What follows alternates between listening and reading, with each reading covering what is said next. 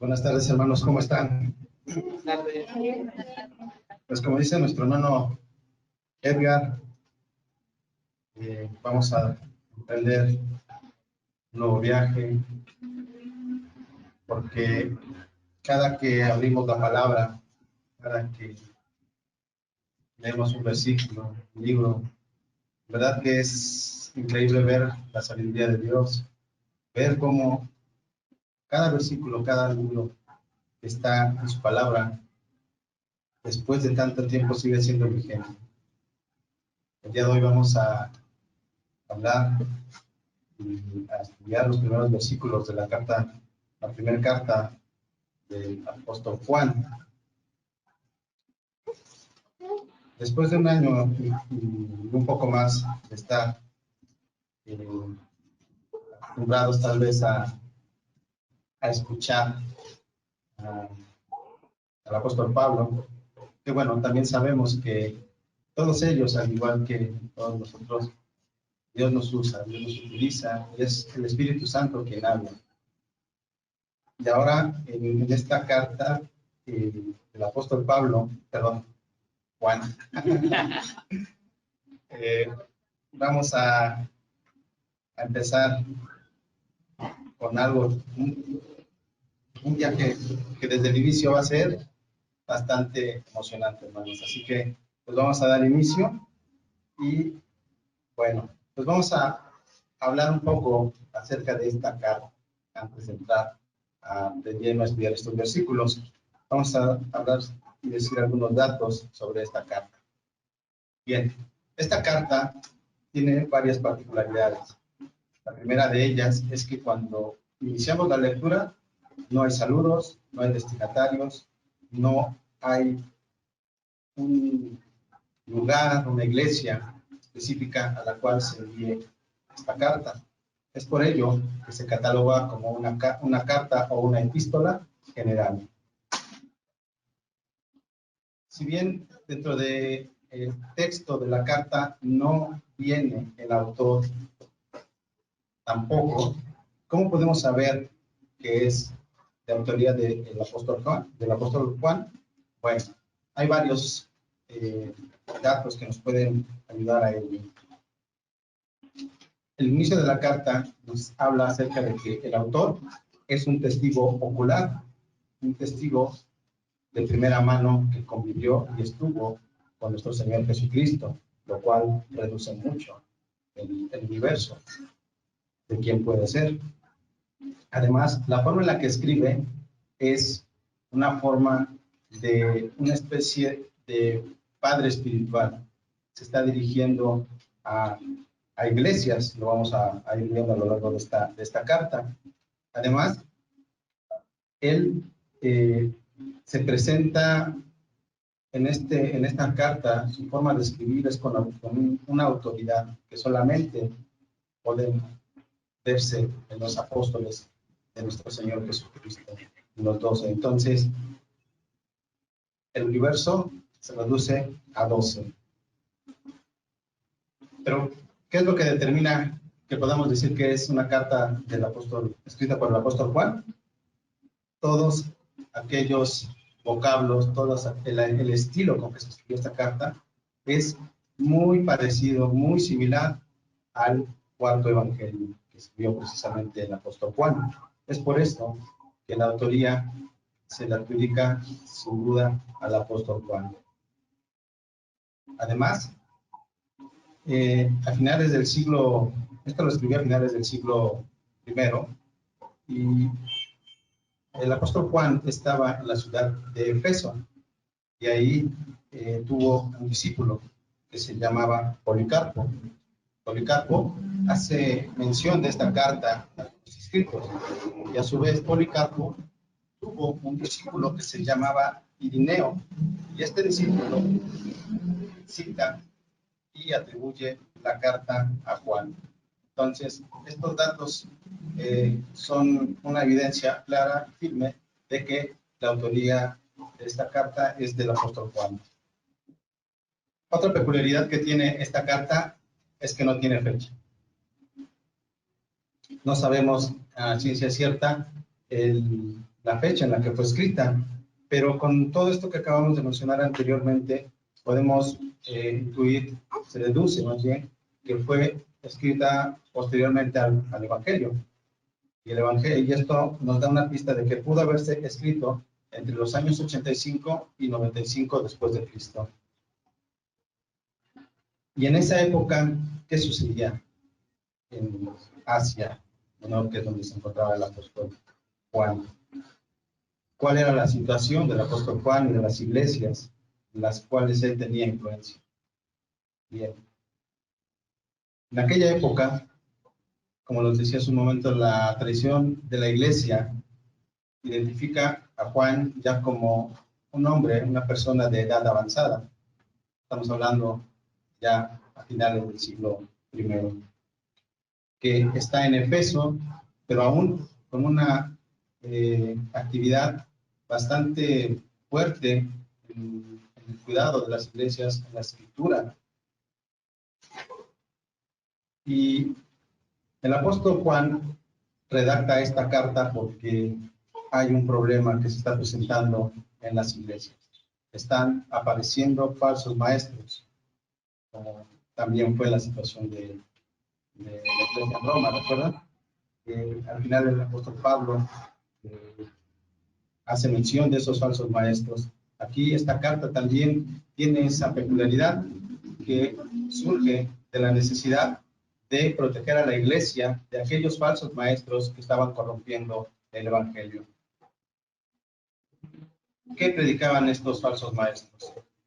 Bien, como les decía, el apóstol Juan está en Efeso y las iglesias en las que él tenía influencia pues estaban en esa área, muy cercana al pensamiento griego de esa actualidad. Los griegos pensaban, dividían al ser humano en dos, en el espíritu y en el cuerpo humano, y decían que el cuerpo era innatamente pues algo malo, que por el contrario el espíritu era lo único bueno que teníamos, y ellos lo separaban. En estos versículos que vamos a leer, vamos a poder ver que el apóstol Juan empieza a regresar a los fundamentos de la fe para proteger a la iglesia. Como les decía, los falsos maestros estaban enseñando, algo de lo que enseñaban era que Jesús no había sido completamente hombre. A esto se le llama docetismo, que enseñaban que Jesús no había sido completamente hombre, es decir, negaban su humanidad. Pero también esos falsos maestros podían haber empezado a enseñar lo que en un futuro sería el gnosticismo, que, como les decía, era influenciado por filósofos griegos que hablaban de esta especie de separación entre el cuerpo y el alma. Lo que decían ellos es que el cuerpo podía pecar, que ello no afectaba al espíritu de la persona que pecaba. No sé si les suene parecido a lo que estamos viviendo. Todo el día de hoy es bueno, no hay pecado. Entonces, esa era la situación que estaba pasando en ese momento en la iglesia, en aquella zona de Asia Menor. Entonces, el apóstol Juan redacta esta carta y en esta carta presenta varios objetivos. Lo primero es lograr una verdadera comunión entre los creyentes y Dios. También confirmar a los creyentes en el verdadero cristianismo apostólico, en lo que los apóstoles habían enseñado desde el principio. Como les decía, regresar a los fundamentos de la doctrina. También en esta carta se puede mostrar la diferencia entre aquellos que pertenecen a Dios y los que pertenecen al mundo. En esta carta, el apóstol Pablo describe tres componentes principales de los cimientos salvíficos de Dios, que son la fe en Jesucristo, la obediencia a los mandamientos, el amor a Dios y a los demás. Entonces, esa es la situación y el momento en el cual el apóstol Juan está escribiendo esta carta. Hay falsos maestros que muchas veces llegan, pero también surgen dentro de la misma iglesia y están siendo influenciadas las iglesias. Y lo que sucedía es que estos falsos maestros emergían ahí mismo en las iglesias y al no estar de acuerdo salían y formaban nuevas iglesias, pero con una doctrina totalmente errónea. Entonces, pues ahora sí, vamos a dar inicio con la lectura de esta carta en Primera de Juan. Pueden abrir sus Biblias ahí, hermanos. Vamos a estudiar los versículos, del versículo 1 del capítulo 1 al versículo número 6 del capítulo 2. Vamos a dar lectura, hermanos. Versículo 1. Lo que existía desde el principio, lo que hemos oído, lo que hemos visto con nuestros propios ojos, lo que hemos contemplado y lo que han tocado nuestras manos, esto escribimos acerca del verbo de vida. Y la vida se manifestó. Nosotros la hemos visto y damos testimonio y la anunciamos a ustedes. Y les anunciamos a ustedes la vida eterna, que estaba con el Padre y se manifestó a nosotros. Lo que hemos visto y oído, les proclamamos también a ustedes, para que también ustedes tengan comunión con nosotros. En verdad, nuestra comunión es con el Padre y con su Hijo, Jesucristo. Les escribimos estas cosas para que nuestro gozo sea completo. Y este es el mensaje que hemos oído de Él y que les anunciamos. Dios es luz y en Él no hay ninguna tiniebla. Si decimos que tenemos comunión con Él, pero andamos en tinieblas, mentimos y no practicamos la verdad. Pero si andamos en la luz, como Él está en la luz, tenemos comunión los unos con los otros. La sangre de Jesús, su Hijo, nos limpia de todo pecado. Si decimos que no tenemos pecado, nos engañamos a nosotros mismos y la verdad no está en nosotros. Si confesamos nuestros pecados, Él es fiel y justo para perdonarnos los pecados y para limpiarnos de toda maldad. Si decimos que no hemos pecado, lo hacemos a Él mentiroso y su palabra no está en nosotros. Hijitos míos, les escribo estas cosas para que no pequen. Y si alguien peca, tenemos abogado para con el Padre, a Jesucristo el justo. Él mismo es la propiciación por nuestros pecados, y no solo por los nuestros, sino también por los del mundo entero. Y en esto sabemos que lo hemos llegado a conocer, si guardamos sus mandamientos.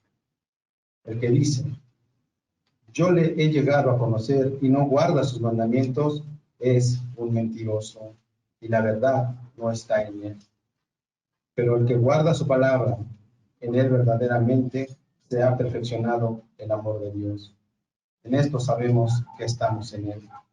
El que dice que permanece en él, debe andar como él anduvo.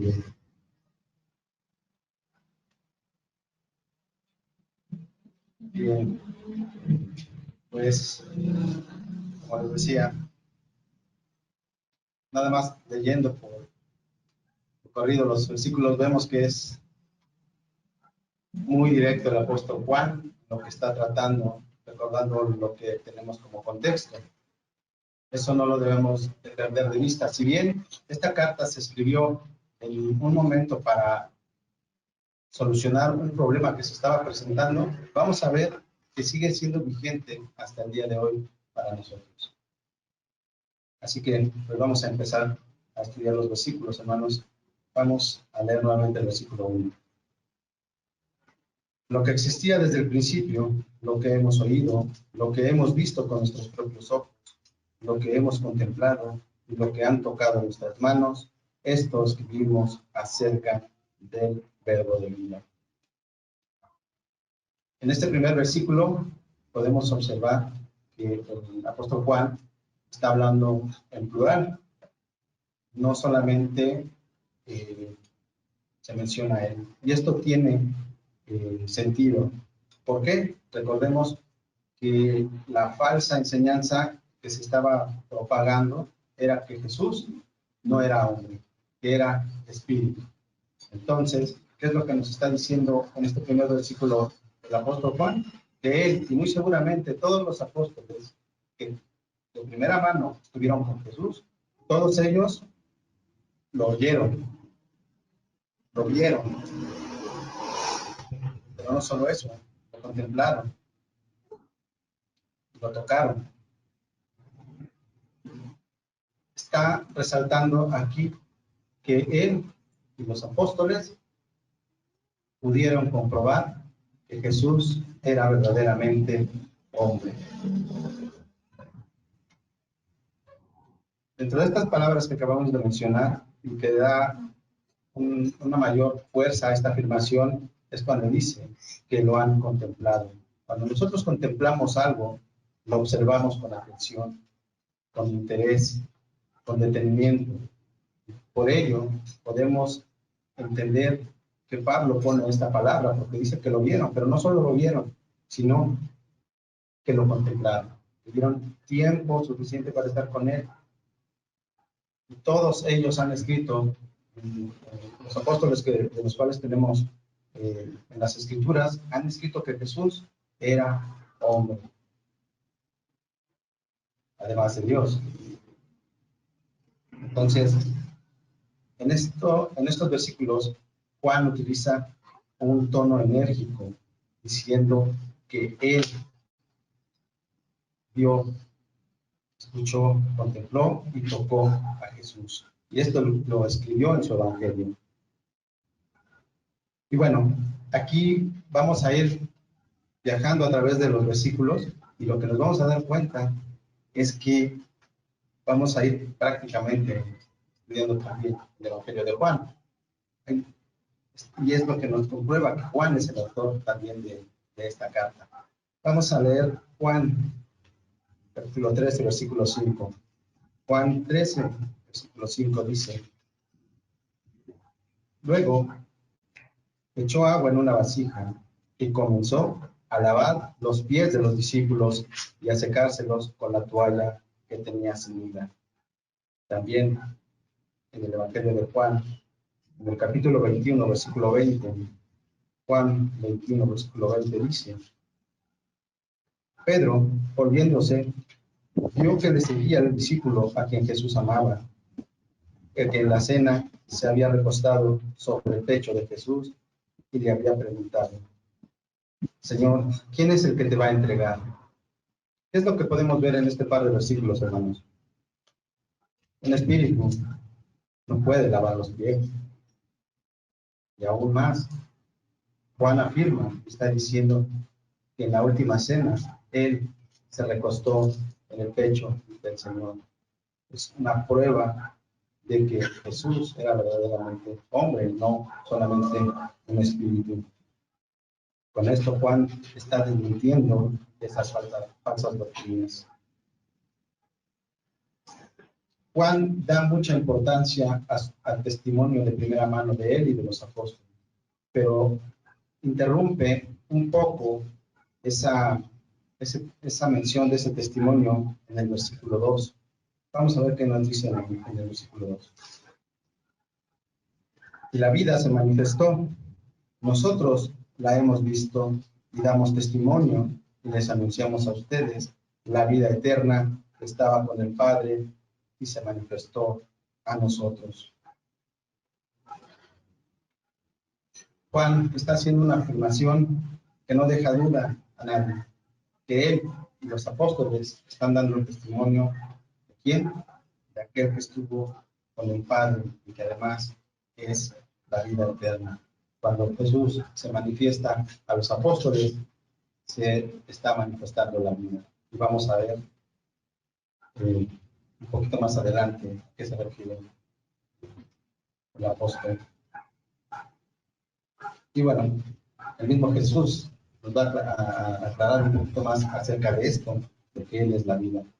Juan, capítulo 11, versículos 25 al 26. Juan, capítulo 11, versículos 25 al 26. Aquí está hablando a Marta, la hermana de Lázaro.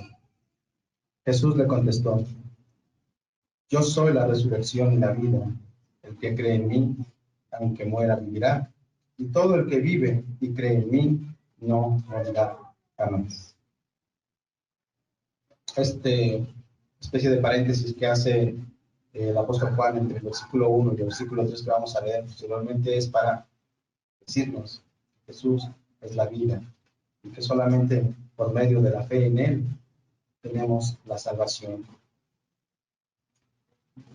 Y esto es un hecho del que podemos estar plenamente convencidos, hermanos, porque si bien hemos leído que Jesús lo dijo a Marta, también en el Evangelio de Juan, pero ahora en el capítulo 10, versículo 28, lo afirma de una manera en la que no podemos dudar. Juan, capítulo 10, versículo 28. Mis ovejas oyen mi voz, yo las conozco y me siguen. Yo les doy vida eterna y jamás perecerán, y nadie las arrebatará de mi mano. Jesús dice que nadie le arrebatará de su mano a sus ovejas. Podemos estar seguros de que Él nos va a tener en sus manos. Bien, después de haber hecho esta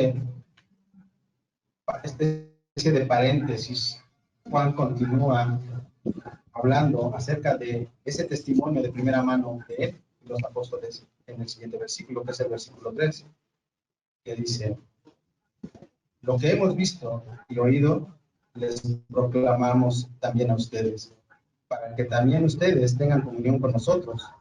En verdad, nuestra comunión es con el Padre y con su Hijo Jesucristo. Bien, en este versículo podemos ver dos cosas. La primera es que Juan está aseverando que todo aquello de que han sido testigos él y los apóstoles lo han dado a conocer de manera fiel, sin omitir ni agregar nada.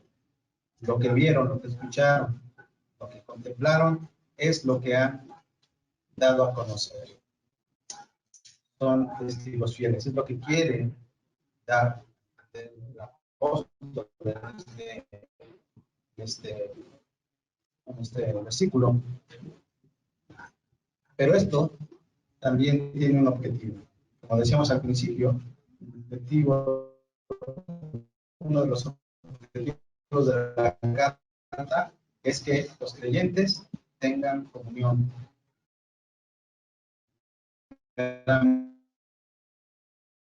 entre ellos y posteriormente con Dios.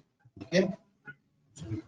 Es importante esto, la comunión entre los creyentes, que como vamos a ver más adelante, el apóstol se refiere a dos tipos de creyentes, si es que le podemos llamar así. Pero bueno, no nos adelantemos. La comunión es muy importante. Nuestro Señor Jesucristo lo dice en Juan, capítulo 17, versículos 20 y 21. Pero no ruego solo por esto, refiriéndose a los apóstoles, sino también por los que han de creer en mí por la palabra de ellos, para que todos sean uno, como tú, oh Padre, estás en mí y yo en ti, que también ellos estén en nosotros, para que el mundo crea que tú me enviaste.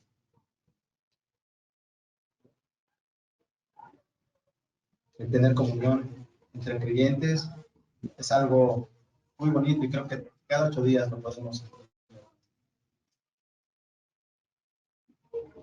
Cada que nos reunimos, cada que compartimos nuestra fe, estamos en comunión. ¿Por qué? Porque el Espíritu Santo está con todos y cada uno de nosotros. Y a través de Él estamos en comunión con el Padre y con el Hijo. Bien. Hasta este punto, el apóstol Juan ha mencionado nuevamente que ha sido testigo.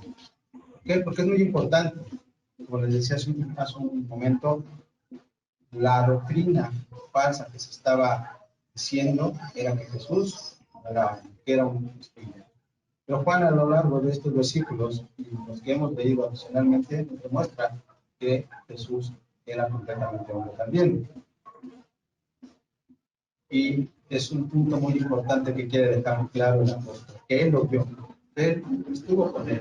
Y aquellos que están diciendo que Jesús era un espíritu, hermanos, ni siquiera escucharon, ni siquiera conocieron a Jesús. Eso es muy importante. Es algo que el apóstol quiere dejar muy bien claro. Bien. Hablábamos hace un momento de la comunión de creyentes y la comunión que es de la comunión pasiva con el Padre. Cuando existe esa comunión, hay un gozo. Hay un gozo entre nosotros. No sé si a ustedes les pase, pero muchas veces estar juntos aquí en el servicio, en ocasiones que hemos tenido de compartir otros momentos también, y a lo mejor también las amistades que han venido a acompañarnos alguna vez aquí al servicio. Bueno, yo les comparto, la semana pasada vino mi suegra y mi cuñada, cuando estábamos en casa, mi cuñada me dijo que se sintió muy a gusto. Es un gozo que tenemos. Qué bueno que lo podamos vivir. Cuando nosotros estamos en ese mismo sentir que muchas veces decimos, en ese mismo espíritu, estamos en comunión con nosotros mismos. Aquí Pablo, Juan, dice que es por el orden en el que lo dice, si se dan cuenta, en el versículo, dice que es para que ustedes tengan comunión con nosotros, primero, y posteriormente con el Padre, con el Hijo. Entonces, es muy bonito tener esta relación con hermanos. Es algo que en el mundo no se da. Muchas veces, a veces, con gente que convivimos día a día, en el trabajo, en la escuela, sentimos esa llamada actividad, pero sabemos que no es actividad. Es aquello que tenemos en común. Es el Espíritu Santo que está en cada uno de nosotros como creyentes.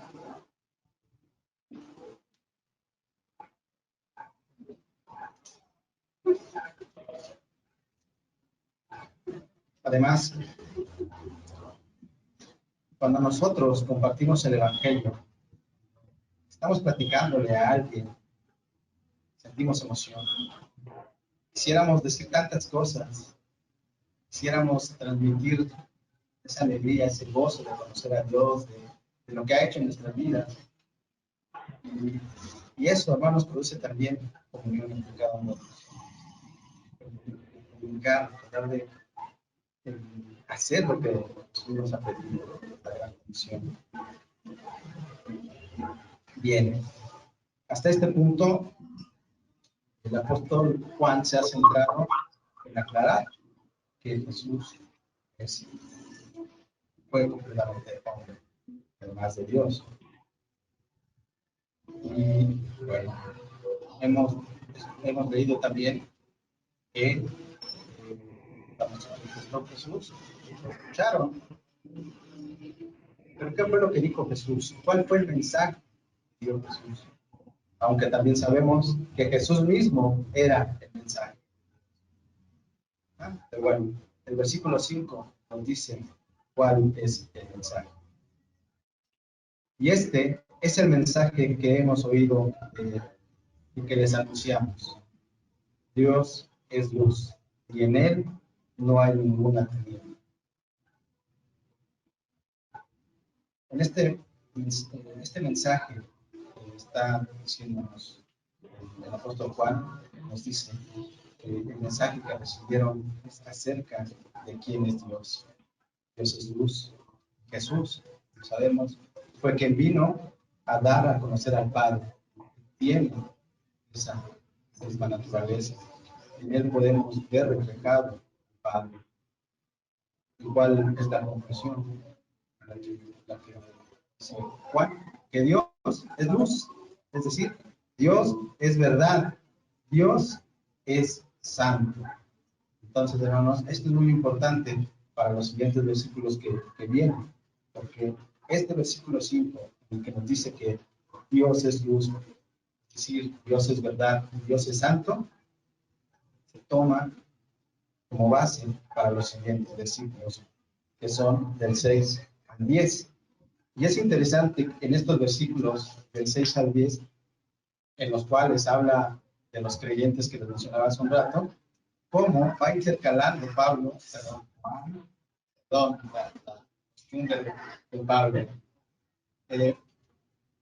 va intercalando versículos entre lo que conocemos como creyentes, para los que son así, creyentes falsos y creyentes genuinos o verdaderos.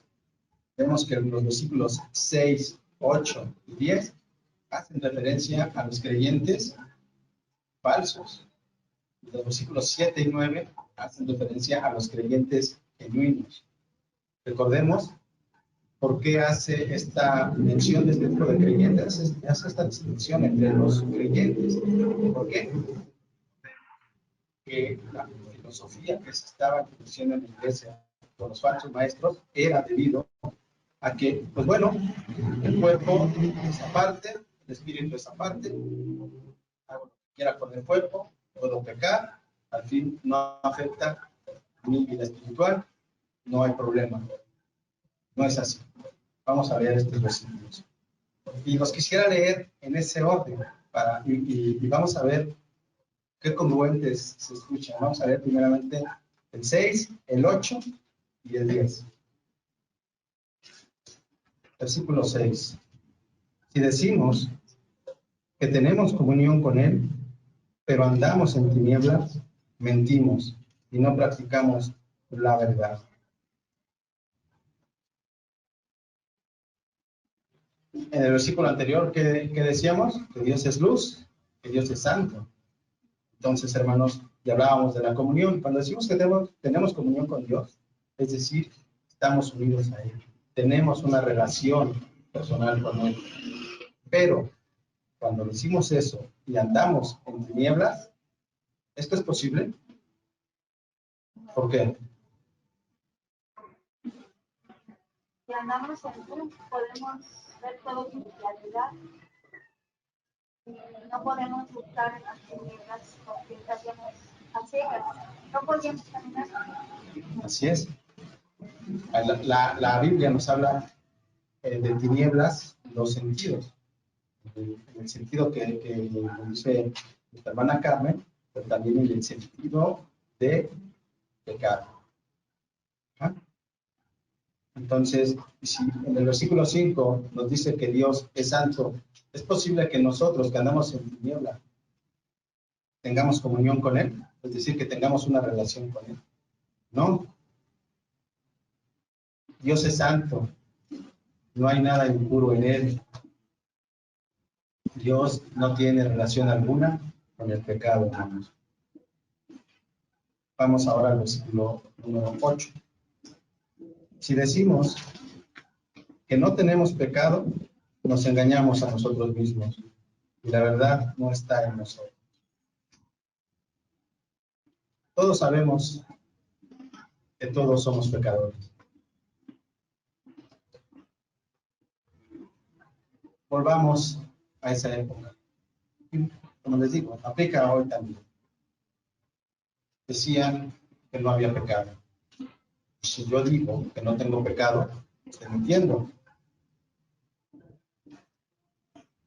Lo cual inmediatamente me hace un mentiroso. La mentira es un pecado. Y nuevamente, el versículo 5 dice que Dios es santo. Podemos engañarnos a nosotros, hermanos, pero no a Dios. Dios es puro, santo. Cuando nosotros mentimos, estamos pecando y Dios nuevamente no tiene relación alguna con el pecado. Versículo 10. Si decimos que no hemos pecado, lo hacemos a Él mentiroso. Su palabra no está en nosotros. Reafirman los otros dos versículos. Si decimos que no hemos pecado, no solamente nos estamos engañando a nosotros mismos, sino que estamos diciendo que Dios es mentiroso. Estamos blasfemando. Es por eso, hermanos, que cuando decimos es una mentira chiquita, una mentira piadosa, dice, no, es mentira, al final es pecado. Por más pequeña que sea la mentira, igual un pecado. Y recordemos que Dios es puro, no puede tener relación con alguien que dijo una mentira chiquita. Ahora vamos al otro extremo. Juan es así, de un extremo a otro. No hay puntos medios. O es luz o es tiniebla. Es mentira o es verdad. Vamos a ver el versículo número 7. Pero si andamos en la luz, como Él está en la luz, tenemos comunión los unos con los otros, y la sangre de Jesús, su Hijo, nos limpia de todo pecado. Bien, si andamos en luz, como decía nuestra hermana hace un momento, podemos, ahora sí, tener esa comunión con Dios, podemos tener esa relación con Él. Es interesante ver las palabras que utiliza el apóstol Juan aquí. Dice, andamos. ¿Qué hacemos al andar? Pues vamos por un camino y es una constante, ¿no? Entonces aquí lo que se está refiriendo tanto cuando no estamos con Él, cuando andamos en tinieblas, dice andamos, ¿sí? Es constante. Entonces, cuando estamos totalmente en tinieblas, es algo que estamos haciendo, es un pecado, estamos viviendo constantemente en el pecado, lo practicamos. Y en este caso, si andamos en la luz, como Él está en la luz, tenemos comunión los unos con los otros. Nuevamente, primero menciona a los creyentes, a los verdaderos creyentes. Como les decía hace un momento, es interesante porque es precisamente a través de creyentes que es nuestro primer contacto con Dios.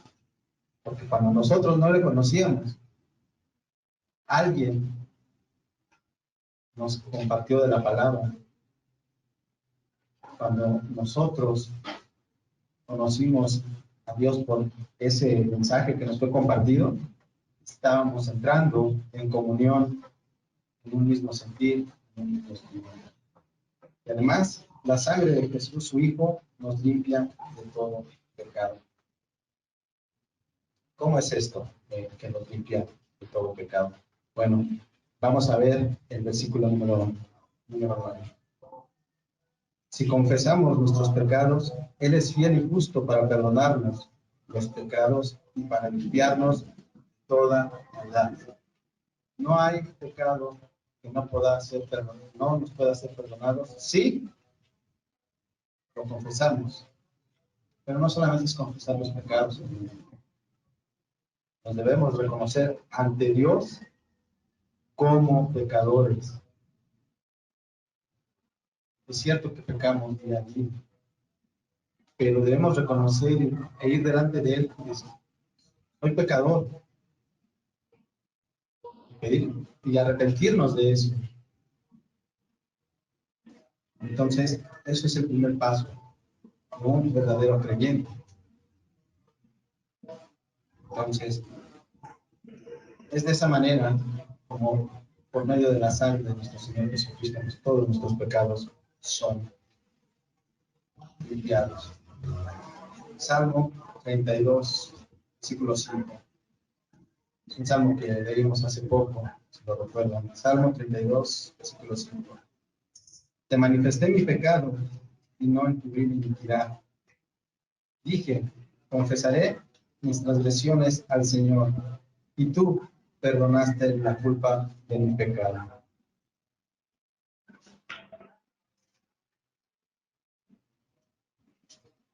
Bien, ahora tenemos en este recorrido de estos versículos que Juan nos ha hablado acerca de la humanidad de nuestro Señor Jesucristo, que es una doctrina fundamental. Jesús fue completamente hombre, completamente Dios. Nos ha hablado acerca del pecado, ¿verdad? Que somos pecadores, que Dios es santo, que no puede tener parte con el pecado. ¿Para qué? ¿Con qué intención nos ha escrito esto el apóstol Juan? Bien, nos lo dice ya en el primer versículo del capítulo 2. Dice así: hijitos míos, les escribo estas cosas para que no pequen. Y si alguien peca, tenemos abogado para con el Padre, a Jesucristo el justo. Pablo está haciendo referencia aquí que ha escrito estas cosas. ¿Cuáles son estas cosas? Los versículos 5 al 10 del capítulo 1, acerca del pecado, acerca de reconocer que somos pecadores, acerca de que Dios no puede convivir con el pecado. Entonces, Juan, pero también Juan nos habla acerca de que tenemos un abogado que intercede por nosotros. ¿Quién? A Jesucristo. Romanos 8:34. ¿Quién es el que condena? Cristo Jesús es el que murió, sí, más aún el que resucitó, el que además está a la diestra de Dios, el que también intercede por nosotros. Bien, Jesús es nuestro abogado. Jesús está intercediendo por todos y cada uno de nosotros. En los versículos anteriores hemos visto que por medio de su sacrificio, Él nos limpia de ese pecado. Pero en el siguiente versículo, que es el versículo 2, nos dice el por qué Jesús puede ir con el Padre y decir, Él es inocente. Versículo 2. Él mismo, Jesucristo, es la propiciación por nuestros pecados, y no solo por los nuestros, sino también por los del mundo entero. Hermanos, este versículo es muy importante tenerlo presente y entenderlo. Dice que Él mismo es la propiciación por nuestros pecados. Como les decía, Cristo es nuestro abogado y voltea al Padre y Él lo escucha, nos perdona. ¿Pero por qué? Bien. La palabra clave aquí es propiciación. Nuevamente, el versículo 5, el capítulo 1. Dios es santo, no tolera el pecado. Yo soy pecador. Jesús aboga por mí, pero ¿por qué me perdona el Padre? ¿Por qué? Porque Jesús ha sido la propiciación. ¿Qué es la propiciación? Es decir, que mi pecado ya ha sido pagado. Mi pecado ya ha sido castigado. Dios ha juzgado mi pecado y lo ha castigado. La ira de Dios, la santa ira de Dios, ha sido descargada en nuestro Señor Jesucristo. Y es por eso que nosotros ahora, cuando Jesús nos aboga por nosotros, es que Dios nos perdona. Entonces, hermanos, es importante entender el por qué somos perdonados, nuestro castigo, lo llevó Jesús en la cruz. Pero también en este versículo hay algo muy importante que debemos aclarar. Al final dice que es la propiciación por los pecados, pero al final dice por los nuestros. Pablo está hablando de él y de los destinatarios de la carta, pero también dice que también por los del mundo entero. Esta oración podría causarnos confusión y hacernos pensar que es por todos los seres humanos del mundo. Y no es así. No es así.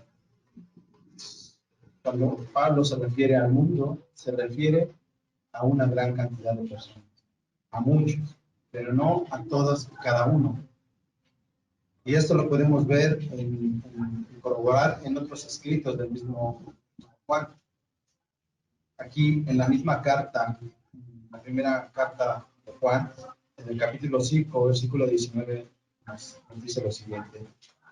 Sabemos que somos de Dios y que el mundo entero está bajo el poder del maligno. Aquí vemos claramente que no son todos los seres humanos, sino que hijos de Dios y todos los demás, cuál es la alusión con el mundo entero.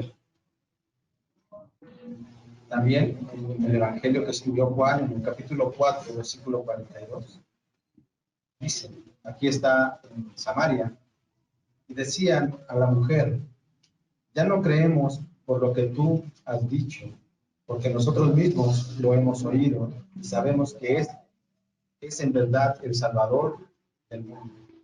Nuevamente la palabra mundo. Aquí, en el contexto, vemos que es en Samaria. Ya el mensaje y la salvación no es solamente para el pueblo judío, ya es también para Samaria. Y un texto más es Apocalipsis 5, versículo 9, que lo deja un poco más claro. Apocalipsis 5, versículo 9. Y cantaban un cántico nuevo diciendo, digno eres de tomar el libro y abrir sus sellos, porque tú fuiste inmolado y con tu sangre compraste para Dios, ojo, a gente de toda tribu, lengua, pueblo y nación. A toda tribu, lengua, pueblo y nación. No dice a toda la gente de toda tribu, no dice a toda la gente de toda lengua, dice que compró a gente de toda tribu, lengua, pueblo y nación, es decir, de todos los rincones del mundo, pero no a todos. Entonces, a lo que se refiere el apóstol Juan en este versículo 2 del capítulo 2, es que Jesucristo es la propiciación por el pecado de todos los cristianos, de todo el mundo, judíos, gentiles, y en todo momento y lugar. No es para todos. Bien, pues vamos a terminar antes de que nos agarre la lluvia. Bien, hemos hablado a lo largo de estos versículos de la comunión con Dios, la comunión con los creyentes. Si bien es cierto que para poder tener comunión debemos tener claro quién es el Señor Jesucristo, cuál es su obra. También, como acabamos de ver, debemos conocer la realidad que tenemos, en la que estamos, el pecado. También debemos conocer que eso afecta directamente nuestra relación con Dios. Y más, no puede haber una relación con Dios si tenemos pecado. Pero además, en los siguientes versículos, del 3 al 6, nos habla acerca de la obediencia. Nosotros debemos ser obedientes a los mandamientos de Dios para poder tener una comunión con Él. Versículo 3. Y en esto sabemos que lo hemos llegado a conocer, si guardamos sus mandamientos. Como les decía, solo aquellos que guardan sus mandamientos han conocido verdaderamente. Solo aquellos que guardan sus mandamientos han conocido verdaderamente. ¿Por qué, hermanos? ¿Por qué podemos decir esto? Porque aquellos que obedecen a Dios, que obedecen sus mandamientos, son aquellos que han nacido de Dios. Y lo demuestran de esa manera, siendo obedientes. Juan 14, versículo 15. Si ustedes me aman, guardarán mis mandamientos. Si ustedes me aman, guardarán mis mandamientos. ¿Cómo podemos amar a alguien? ¿Podemos amar a alguien que no conocemos? ¿No? Entonces, la obediencia es algo muy importante. ¿Por qué? Porque sin ella no podemos tener comunión con Dios. En estos últimos versículos, en los versículos 4 y 5, Juan vuelve a hacer un contraste entre los creyentes. Y ahora, en particular, entre aquellos que son obedientes y aquellos que no son obedientes. Versículos 4 al 5.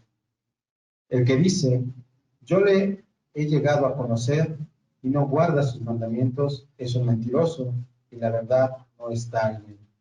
Pero el que guarda su palabra, en él verdaderamente se ha perfeccionado el amor de Dios.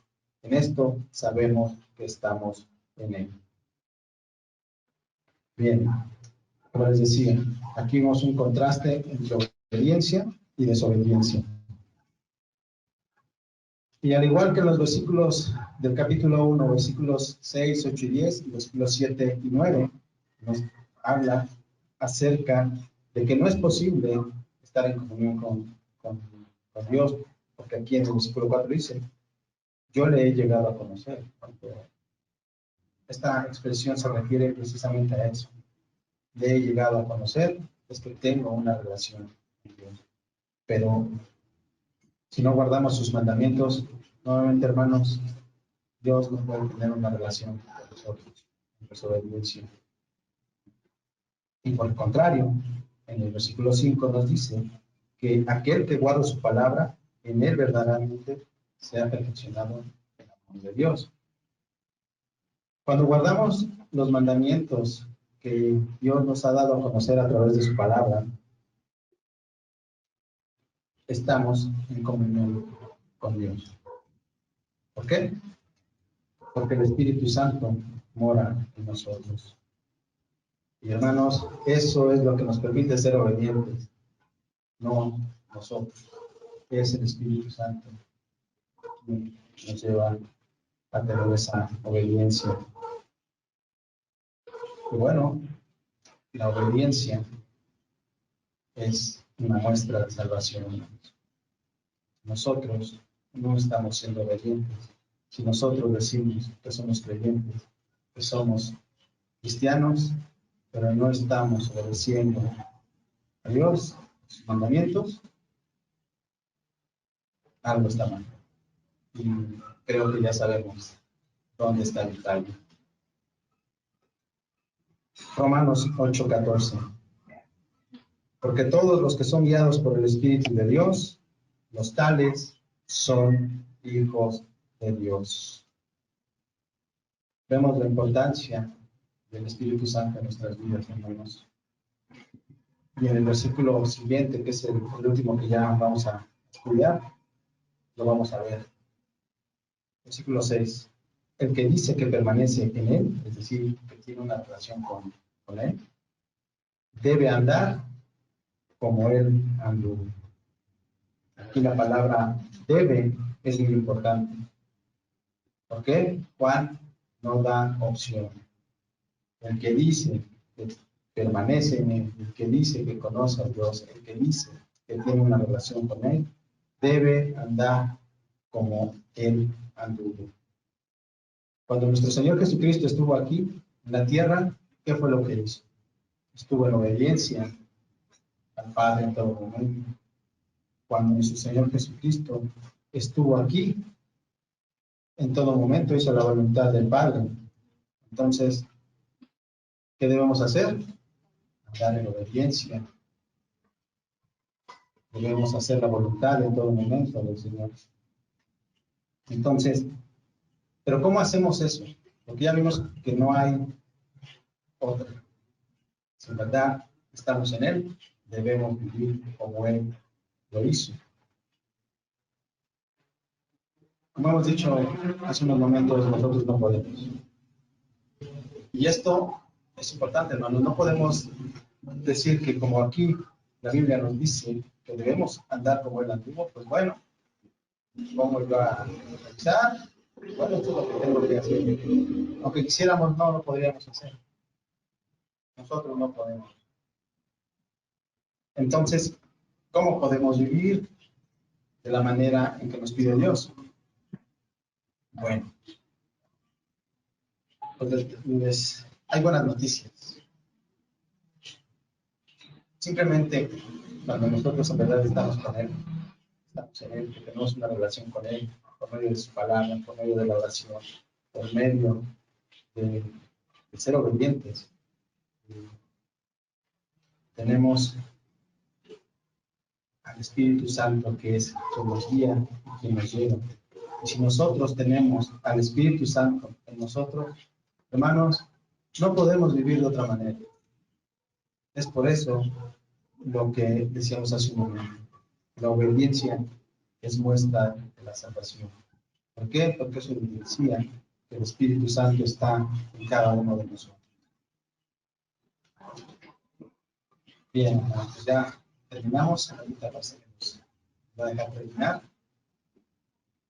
Y bueno, ya para terminar, a lo largo de estos versículos hemos visto varios de los muchos atributos que tiene Dios. Hemos visto que Dios es fiel, Dios es justo, Dios es verdad, Dios es santo. También hemos visto algunas características de nosotros, los seres humanos, pecadores, mentirosos. Somos tan buenos mintiendo que a veces nos engañamos a nosotros mismos diciendo que no tenemos pecado. Desobedientes.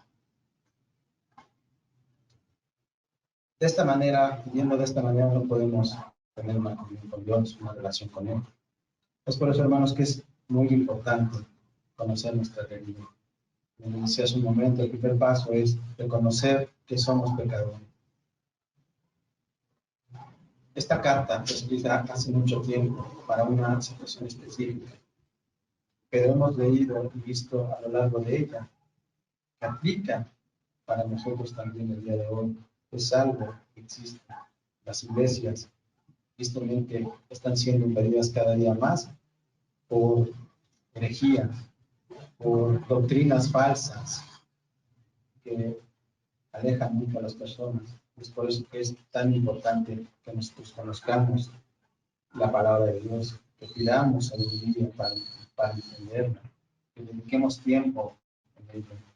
Y ello nos va a decir quién es Dios, quiénes somos nosotros. Y vamos a darnos cuenta cuánto lo necesitamos. También, hermanos, a través de la palabra vamos a conocer la obra de Cristo. Vamos a conocerle a Él. Porque recordemos que solo en Él hay vida eterna, solo en Él hay salvación. Si no conocemos bien a Cristo, ¿en qué sentido podemos poner nuestra fe? Y además, hermanos, debemos ser obedientes a Dios. Si en verdad somos creyentes y estamos en Él, en consecuencia, tenemos obediencia hacia el Padre. De esta manera es como podemos tener una verdadera comunión, una verdadera relación con Dios, una verdadera relación con su Hijo, una verdadera relación como creyentes, en la cual nos gocemos, en la cual estemos unidos en ese mismo sentir, en ese mismo espíritu. Porque solo hay un camino. Juan 14:6, Jesús les dijo: yo soy el camino, la verdad y la vida. Nadie viene al Padre sino por mí. Así que, hermanos, ya para terminar, quisiera leer por último 1 de Juan 5:12. El que tiene al Hijo tiene la vida. Y el que no tiene al Hijo de Dios, no tiene la vida. Así que, hermanos, vayamos siempre buscando la comunión con el único que nos puede llevar al Padre, nuestro Señor Jesús. Vamos a orar. Bendito Padre, te damos tantas gracias por tu palabra, Señor. Es increíble, Señor, cada vez que la escudriñamos, cada vez que vamos a ella, con nuestras anhelos, con nuestras quiénes somos, nuestras virtudes, que nos muestras en todo momento tu amor, tu gracia, tu misericordia. Te damos gracias por ella, por tu palabra, y te pedimos, Señor, que nos permitas estar siempre cerca de ti, cerca de ella. Señor, ayúdanos, que el Santo Espíritu nos mantenga en comunión contigo. Gracias, Padre bendito, por todo el amor que nos ha mostrado por la obra en la cruz de nuestro Señor Jesucristo. No lo merecemos, te damos tantas gracias por ello, Señor. Ayúdanos a vivir en obediencia a ti, siendo tu voluntad. Oramos a ti, en el nombre de Cristo Jesús. Amén.